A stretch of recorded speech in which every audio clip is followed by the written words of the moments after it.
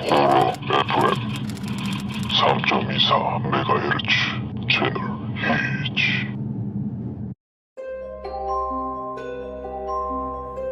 첫 번째 이야기. 대구 안경공장 괴담. 대구에는 말이야, 코발트 광산이라 불리우는 곳이 있는데 혹시 알고 있어? 1950년대 국민 방위군 사건이며 대구 형무소 집단 학살 사건으로 인해 3,000명 이상이 광산에서 학살당해 묻혔다는 곳이 있어. 대구 경산에 사는 주민들조차 방문하기 꺼려하는 공장터인데 지금은 무슨 이유인지 경비원이 그곳을 지키고 입구가 막혀 있다고 해. 이곳은 1960년대 초 섬유 공장이 들어섰고 그 이후 구두 공장이 들어섰었는데 기가 막히게도 이 두 공장 모두 그때 당시 알 수 없는 화재가 연속적으로 일어났고 이를 버티지 못한 사장들은 결국 목을 매 자살하는 사건이 있었어. 마지막으로 들어섰던 공장이 안경 공장이었는데 떠도는 소문으론 사장이 광산 귀신에 씌여 공장 기숙사에서 자고 있던 직원 22명에게 석유를 뿌리고 불을 질러서 본인을 포함해서 무려 23명이 사망을 하게 되는 비극적인 이야기도 있어. 이 세 가지 사건 모두 불과 관련이 되어 있고 사장이 죽었다라는 공통점이 존재하고 있지. 실제 이곳에서는 많은 사람들이 빙의를 체험했고 빙의 체험 확률이 우리나라 고스트 스팟 중 최고라고 할 수도 있어. 이 중 극소수의 사람들은 현대의학으로도 치료하기 힘들 정도로 상태가 악화되었다고 해. 한 유명한 테마사에 의하면 이곳에 많은 귀신이 몰려 있어서 단순한 호기심이라면 절대 준비 없이 들어가지 말라고 권할 정도니까 말이야. 예전부터 이 근처에는 목 없는 여자가 한밤중에 택시를 잡는다는 괴소문까지 널리 퍼져 있었고 어린아이들이 이곳에 호기심에 놀러왔다가 실종되는 일은 허다했으며 최근까지 흉가 매니아들에 따르면 입구가 막혀 있어도 체구가 작은 사람들은 틈으로 들어갈 수 있다고 하더라고. 다만 경비원이 지키고 있으므로 들어가려면 한밤중에 통과가 가능하고 만약 몰래 들어가다가 걸리면 형사처벌을 받게 될 수 있다고 하니 괜한 호기심으로 섣불리 행동하지는 말길 바래. 이제 진짜 이야기를 시작해볼게. 나는 울산 사는 21살의 휴학생이야.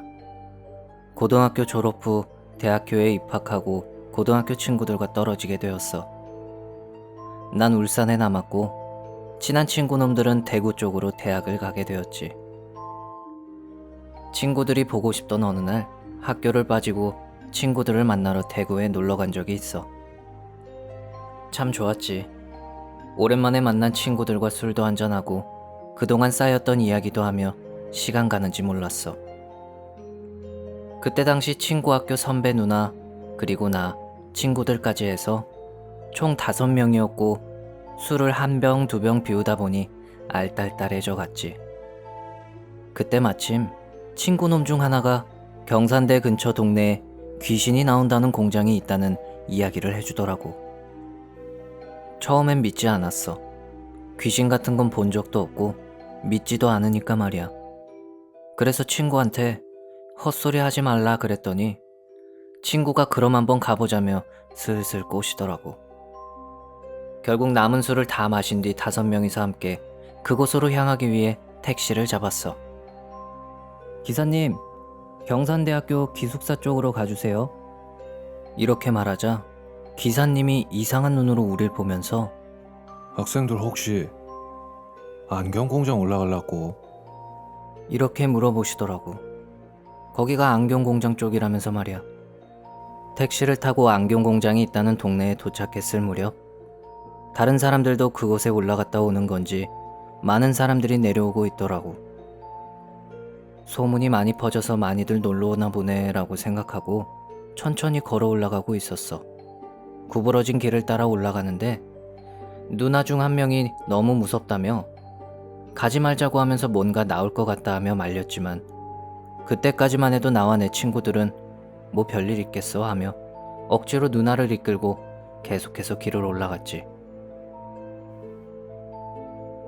어느덧 건물이 보이기 시작하고 경고문이 보이더라고. 이곳은 사유지이니 함부로 들어오지 마세요. 뭐 나중에 알고 보니 이상한 일들이 워낙 많이 생겨 복지기관에서 건물을 샀다고 하더라고.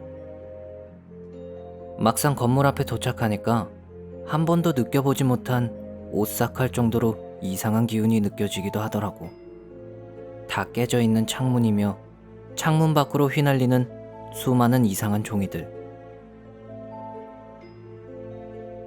그리고 공장을 지나면 동굴이 하나 있는데 뉴스에 보도된 적도 있었던 미군들이 한국인을 학살했던 바로 그 장소였어. 동굴 앞에는 들어가지 못하도록 철문을 달아놨고 위령비도 세워져 있었지. 그런데 그때 바로 일이 터졌어. 방금 전까지 무서워서 뒤에 숨어만 있던 누나가 갑자기 흥분하며 적극적으로 동굴로 들어가자고 하더라고. 그래서 주변에 다른 사람들도 없었고 다음에 사람을 좀 더 모아서 가보자고 했더니 갑자기 그 누나가 사람을 세기 시작하더라고. 사람이 없긴 왜 없어? 1명, 2명, 3명, 4명, 8명이나 있네. 앞에서도 말했다시피 우리는 총 5명이었어. 누나의 말을 듣고 잠시 어안이 봉봉했지. 그때 친구놈 한 놈이 저 누나 뭔가 이상한 것 같다며 아무래도 돌아가는 게 좋을 것 같다고 이야기를 했고 그 누나는 계속해서 동굴에 들어가자며 우리를 설득했어. 그래서 남자 셋이 그 누나를 잡고 끌고 가려는데 안경공장 건물 앞에서 갑자기 주저앉더니 살려달라고 막 소리치기 시작하는 거야. 그때 당시 내 바지가랑이를 잡고 막 소리치는데 마치 경기를 일으키는 사람 마냥 그 모습을 보고 왠지 모르게 소름까지 돋을 정도였어. 이대로는 안 되겠다 싶어 다른 친구에게 연락해 택시 좀 타고 이쪽으로 와달라고 부탁을 했고 기다리는 동안에도 그 누나는 계속해서 소리를 지르며 누가 자기를 붙잡는다며 울부짖기 시작했어. 그 와중에 또 다른 친구 하나는 건물을 바라보고 있다가 그 안에 누군가와 눈이 마주쳤다며 경직된 모습으로 동굴 쪽으로 걸어가질 않나. 이 누나도 그렇고 친구놈도 이상한 행동을 하니 나도 이때부터 무서워지기 시작하더라고. 나머지 3명이서 이 둘을 어떻게든 꼼짝 못하게 잡고 있었고 잠시 뒤 아까 연락했던 친구가 택시를 타고 도착했어. 일단 문제가 없던 나랑 친구 2명은 걸어가기로 했고 그 이상해진 친구와 누나는 택시를 태워 기숙사로 먼저 보냈지. 우리도 곧바로 걸어 내려가 큰 길에서 택시를 타고 기숙사로 향했어. 기숙사에 도착했을 때 그 누나는 아직 정신을 못 차리고 있었고 남자 여러 명이 팔과 다리를 주물러주고 있더라고. 그때 방 안에 함께 있던 복학생 형이 있었는데 이 형은 영적인 능력이 뛰어나 어릴 적 신내림까지 받을 뻔했던 형이었는데 갑자기 그 누나 머리 위쪽에 앉으며 정신도 없는 사람한테 말을 걸기 시작하는 거야. 이제 좀 가라 라는 말부터 시작해서 고래고래 소리를 지르며 누나를 괴롭히기 시작하더라고. 그런데 그때 그 누나의 입에서 나갈게. 나가면 되잖아. 나간다고.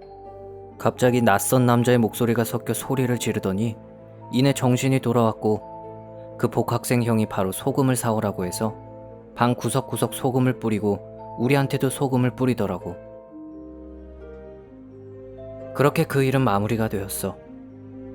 그때 복학생 형이 하는 말이 그날이 초하루에다가 4시쯤이면 귀신들이 많이 움직이는 시간인데 무슨 생각으로 거길 갔냐며 우리를 꾸짖더라고. 그 일이 있고 난 뒤에 한 3달쯤 잠을 푹 자본 적이 없는 것 같아. 이 얘기를 듣는 사람 중 혹시나 호기심으로 그곳을 가볼 생각이라면 난 적극적으로 말릴게. 그럼 이만 이야기 마칠게. 2번째 이야기. 누구였을까? 지금부터 들려줄 이야기는 내가 대학생 때 겪은 일이야. 나는 그때 당시 집에서 꽤 거리가 있는 학교에 다녔어. 통학하기가 너무 힘들어 자취를 하기로 했는데 기숙사 생활이 싫었던 난 혼자 살아보고 싶어 부모님께 자취를 허락받았지. 대학교 근처에 보면 원룸촌이라고 원룸들이 많이 모여있는 곳이 있는데 내가 자취를 하게 된 것도 그런 원룸촌이었어. 그렇게 방을 구하고 특별할 것 없는 날들을 보내고 있던 어느 날 기말고사 기간이라 자취방에서 새벽까지 과제를 하고 있었는데 그 늦은 시간에 누가 현관문을 두드리는 거야. 계십니까? 그날은 과제하느라 피곤해서 많이 예민해져 있던 난 깜짝이야. 누구세요? 경찰입니다. 아까 윗집에 수상한 남자가 침입했는데 아래로 내려갔다고 해서요. 잠시 문 좀 열어주시겠습니까? 신경이 예민해질 대로 예민해진 난 그렇게 문을 열고 아니 경찰이 이 늦은 시간에 그렇게 문을 세게 두드려도 되는 거예요? 이거 죄송합니다. 저희도 신고받고 출동한 거라. 근데 무슨 일로 오셨다고요? 다름이 아니고요. 윗집에서 웬 수상한 남자가 아래쪽으로 내려갔다는 신고가 들어왔어요. 혹시 수상한 사람을 목격하셨다거나 이상한 소리 들으신 거 없으세요? 아니요. 그런 일은 전혀 없었어요. 그렇군요. 그럼 혹시 나중에라도 수상한 사람을 목격하시거나 하시면 112로 하지 마시고요. 여기 바로 이쪽으로 전화 주세요. 그럼 늦은 시간에 협조 감사합니다.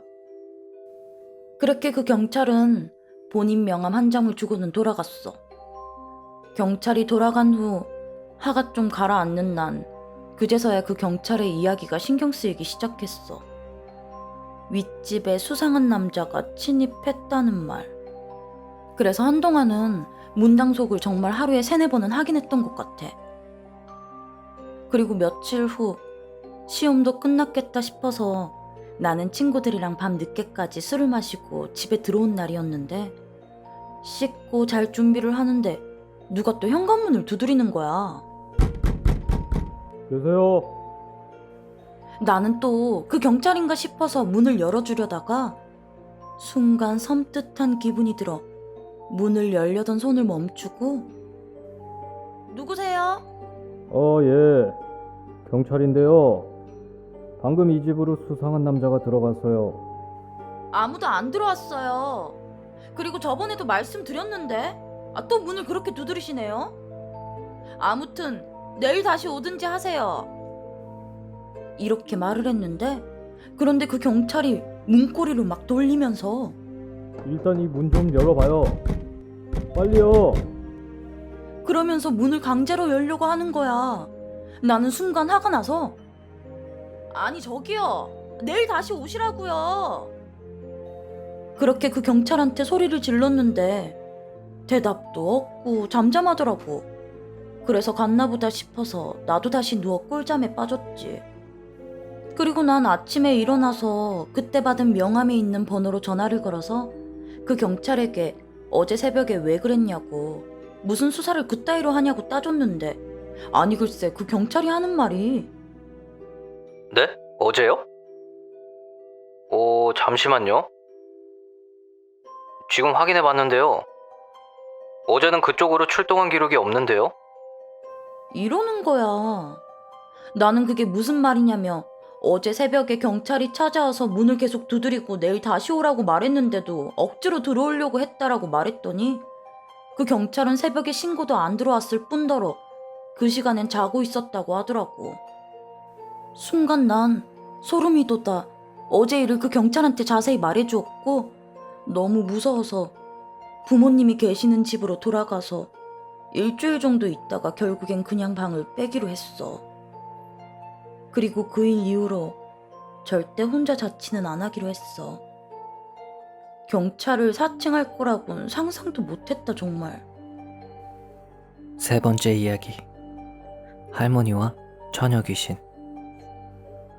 지금부터 들려드릴 이야기는 제 친구 할머니께 실제로 일어났던 일입니다. 제 친구 할머니는 연세가 좀 있으셨어요. 실제로 뵌 적은 없지만 친구와 함께 살고 있었고 아무래도 연세 때문인지 몸이 많이 편찮으시다고 들었습니다. 그러던 어느 날 평소 너무나 자상하시고 인자하시던 할머니가 성격이 확 바뀌시더래요. 엄청나게 괴팍해지셨대요. 손을 잡으면 손을 팍 뿌리치시거나 식사를 할 땐 음식도 뺏어 먹고 하시길래 친구 가족들은 이제 연세도 있으셔서 치매가 오나 보다 하고 생각을 하게 됐대요. 그렇게 시간이 좀 더 흐르고 두 다리로 천천히 걸어 다니시던 할머니가 언젠가부터 무릎으로 기어 다니기 시작하더래요. 그것도 엄청나게 빠른 속도로 말이죠. 혹시라도 집 바닥에 뭐라도 있어서 무릎에 찍히면 무릎에서 피가 철철 흐르는데도 집안을 그렇게 기어 다니셨다고 합니다. 더군다나 힘은 또 엄청나게 세지셔가지고 집에 있는 나무 의자를 두 손으로 부셔버리기도 하는 일도 있었다고 하네요. 그런데 더 무서운 건 할머니가 새벽만 되면 가족들이 다 자는데 혼자 화장실에 가셔서는 엄청난 고음으로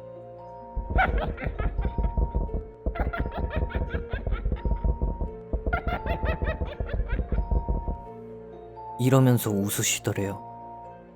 그것도 화장실 안을 무릎으로 뱅뱅 기어다니면서 말이죠. 한참을 이러시다가 아침이 되면 그대로 쓰러져 버리신대요. 이러기를 며칠이 지나고 지친 가족들이 어찌하나 고민하기 시작했대요. 그러던 어느 날 친구가 잠을 자고 있는데 화장실에서 들리던 그 웃음소리가 가까이서 들리더랍니다. 그래서 얼른 눈을 떠보니 할머니가 자기 방 안에서 자신을 쳐다보며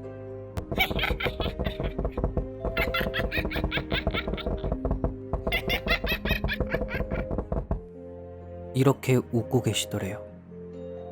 화장실에서와 마찬가지로 무릎으로 방 안을 기어다니면서요.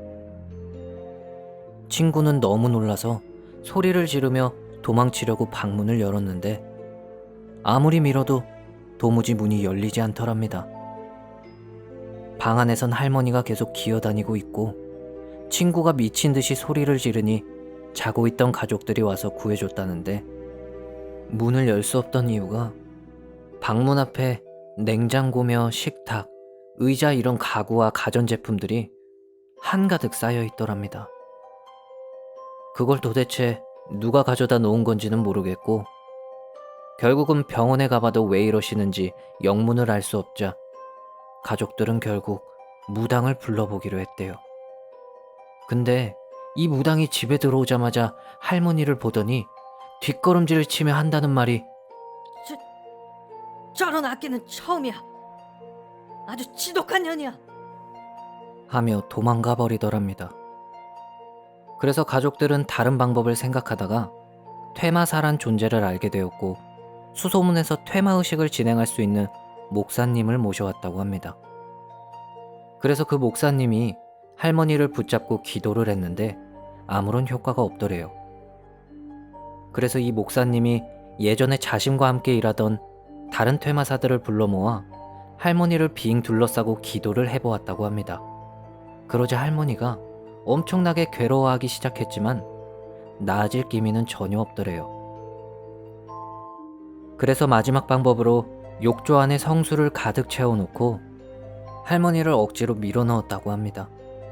그러자 할머니가 너무나도 괴로워하며 아주 고음의 목소리로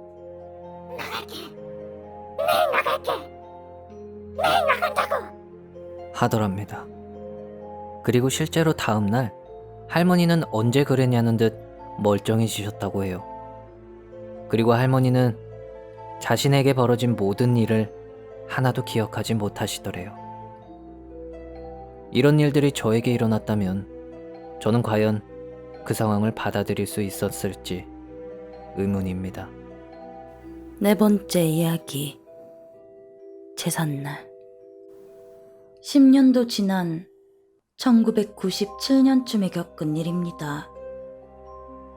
당시 고3이었던 전 공부에 대한 스트레스에 집 분위기가 안 좋은 상황이어서 유난히 힘들었던 기억이 납니다. 그래서 집에 일찍 가지 않고 독서실에서 공부를 하다가 밤늦게 집에 돌아가곤 했습니다. 그날도 독서실에 갔었습니다. 유난히 공부가 잘 되어서 정해놓은 분량을 일찍 맞춰서 1시간 정도 쉴 겸 독서실 봉고차로 먼저 내려갔습니다. 다니던 독서실은 봉고차를 운행했는데 새벽 1시에 출발했죠. 그래서 평소에는 1시까지 공부했지만 그날은 봉고차에서 음악 들으면서 좀 쉬려고 했던 것입니다. 맨 뒷자리에 앉아 음악을 들으려고 하는데 그렇게 가방을 뒤적이는데 봉고차 창문을 두드리는 소리와 함께 갑자기 어떤 할머니께서 봉고차 안을 보고 계셨습니다. 깜짝 놀라서 비명을 질렀는데 할머니는 아랑곳하지 않고 계속 똑똑 두드리는 것이었습니다. 차라리 음악 들으면서 눈이라도 감고 있었다면 몰랐을 텐데 할머니가 계속 빤히 쳐다보셔서 어쩔 수 없이 차 밖으로 나갔습니다. 학생, 여기가 어디야? 할머니가 종이 쪽지를 보여주시는 거였어요. 종이 쪽지엔 1동 807호라고 쓰여 있었는데 봉고차가 세워진 곳 바로 옆에 있는 동이었습니다. 할머니, 여기 있는 동이 1동이에요. 여기로 올라가시면 돼요. 그런데 할머니가 갑자기 제 손목을 꽉 잡았습니다.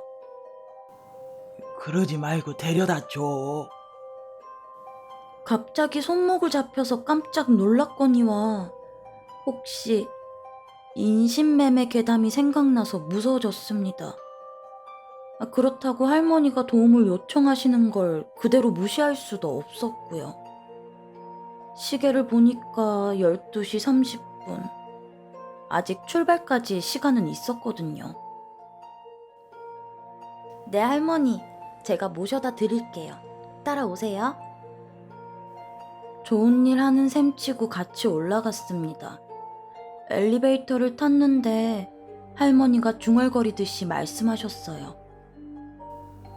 에이, 택시비가 너무 많이 나왔어. 이 택시비가 너무 많이 났어. 얼마나 나왔는데요? 3만 원. 우와, 많이 나왔네요. 어디서 오셨는데요?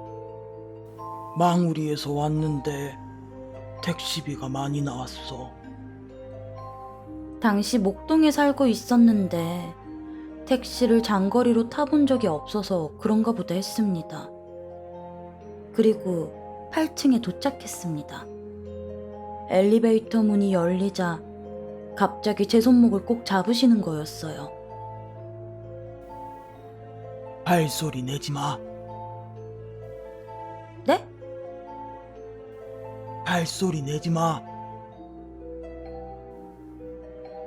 속으로 이상한 할머니라고 생각했지만 8층까지 일단 올라왔으니 집까지 모셔다 드리려고 807호를 받습니다. 복도식 아파트였는데 807호 문이 반쯤 열려 있었습니다. 사람들이 많이 모여 있는 것 같은 느낌도 들었고요. 할머니, 들어가시는 거 보고 갈게요. 그냥 가. 어서. 발소리 내지 말고. 할머니 말이 이상했지만 봉고차 출발 시간도 다가와서 그냥 엘리베이터로 향했어요. 그래도 할머니가 제대로 가셨는지 걱정되어 바로 뒤돌아봤는데 할머니는 금세 사라지고 없었어요. 엘리베이터에서 807호까지 꽤 거리가 있었는데 불과 2, 3초 사이에 사라지신 거예요. 그러고 보니 발소리도 못 들었고요. 갑자기 소름이 돋아 서둘러 봉고차를 향했어요. 집에 가면서 생각해보니 이상한 점이 많더라고요. 새벽 1시, 그 늦은 시간에 먼 데서 할머니가 오시는데 아무도 마중 나오지 않는다는 게 이상했어요. 할머니가 오신 곳도 망우리였고 사람들이 늦게까지 모여있고 문이 열려 있었다. 아무래도 전 제삿날 할머니의 영혼을 모셔다 드린 것 같습니다.